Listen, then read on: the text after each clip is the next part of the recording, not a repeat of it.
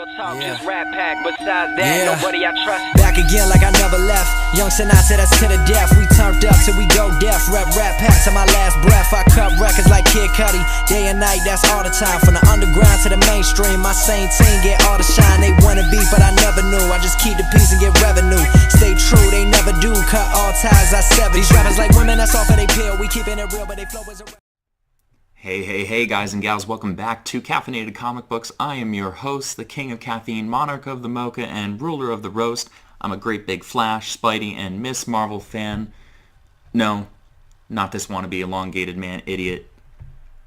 No, not this. I don't know what the hell this is. I think it's Justin Bieber on testosterone, maybe? No. This bombshell right here.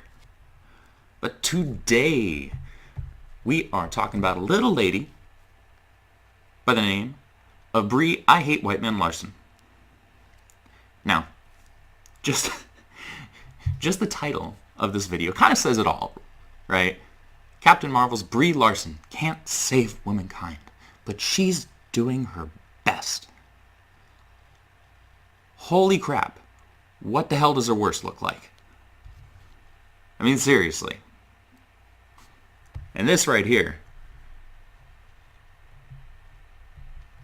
just look at this. The Oscar winner and fierce gender equality activist is proud to be starring as Carol Danvers in Disney-owned studio's first female-fronted franchise. Just don't conflate its success with the fate of women in Hollywood. God, I hope not. I'd hate for all of them to fall flat on their ass with zero padding. Now, I'm not going to go through the rigmarole of reading through this whole interview of Brie patting her own back. Maybe she should transfer some of that padding to her backside instead. But let's dive just a little deeper. Right here we have cinnamon blend. Cinnamon blend? That would actually be pretty good. More caffeine, more coffee. But this is cinema blend. Garbage to your website. And the title here is Brie Larson and Marvel didn't want Captain Marvel to wear the bathing suit costume. Well, yeah. That's good. None of us want to see you in it. And if you go down here, this is an interview with Kevin Feige on kind of the early process of getting Brie onboarded to the project. And he told her, if you look at the comics, the further you go back, the less clothes Carol Danvers seems to be wearing. Oftentimes, it's a one-piece bathing suit, basically, with outrageous comic proportions. Now, call me a blue-blooded American male, but that's not outrageous. Like, have you seen any Instagram, like, fitness models? Honestly, they look less realistic and outrageous than this. So, I don't know what you're getting at, Kevin Feige. But Brie pointed it out on the wall, and we went, yeah, just so you know, that's not what we're doing. And she goes, okay, I didn't think so, but I'm glad you said that. Yeah, because you knew that people weren't going to want to see you in that. Trust me, I don't. Now, I have no problem with the suit. The suit doesn't matter. Just the racist and sexist snatch wearing it. And honestly, the Miss Marvel One Piece wouldn't fit in with the MCU anyway. It would definitely stand out. And then you've got Larson saying things like she doesn't want her press conferences and things like that relating to the Captain Marvel film having an overabundance of white men. Now, what in blazes does that mean? Honestly, her handler must be scrambling as soon as she has one, since she'd likely accuse him of assault just for having the title of handler. Because this woman is out of her goddamn mind. And does she want this film to flop like those pants on her ass just so she can blame racist and misogynistic white men? Eh? Probably. But someone please, for the sake of the movie, shut this idiot's mouth. The movie was probably going to do all right. Well, even. But Loudmouth Larson here can't shut her pie hole for 5 minutes, let alone long enough to let her movie just make money. Again, the movie was probably going to do just fine. Not Avengers class success here, but it was probably going to do just fine, despite her looking like she's ready to fall asleep in every single trailer we've seen so far, which has, I don't know about you, but made me feel equally as disinterested. But honestly, she's making a complete and total ass of herself, which is saying something because she has no ass to be made.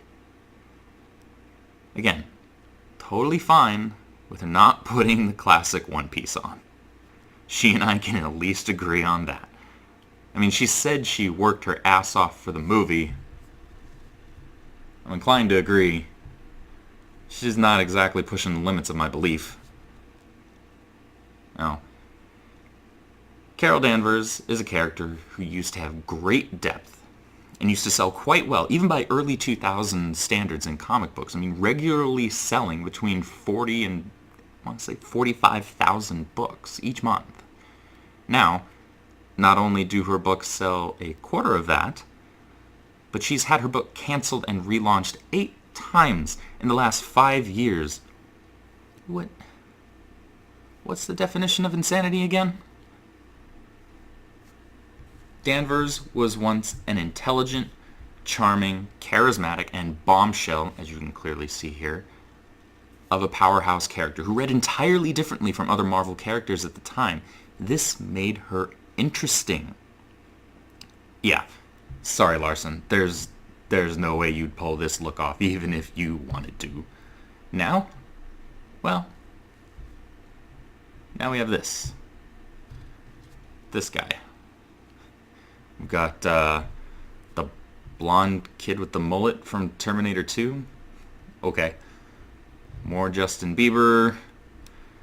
We've got Justin Bieber and Arnold Schwarzenegger had a baby. Any way you hack it, this pale imitation of the character is one of the most unlikable and obviously unsellable characters in comics right now. Again, 8 canceled runs in fewer years. Now, as a parting note, Carol Danvers has only held the mantle of Captain Marvel for the last handful of years. The original Captain Marvel was a Kree warrior by the name of mar-vell. Yeah, really cute with the name. Because comics, okay? Sue me. But there were others as well. But the first female to bear the title was actually a woman by the name of Monica Rambeau. Ethan Van Sciver has talked a little bit about her and given the MCU a little bit of crap for saying, why are you whitewashing the Captain Marvel character? Well, that's a yes and a no. Yes, Monica Rambeau was the first female to hold the title of Captain Marvel. However, she was not the first female kind of Captain Marvel family character. Because Monica Rambeau came in the 80s, I believe, and Carol Danvers came in the late 60s, 68, I think is when she first appeared.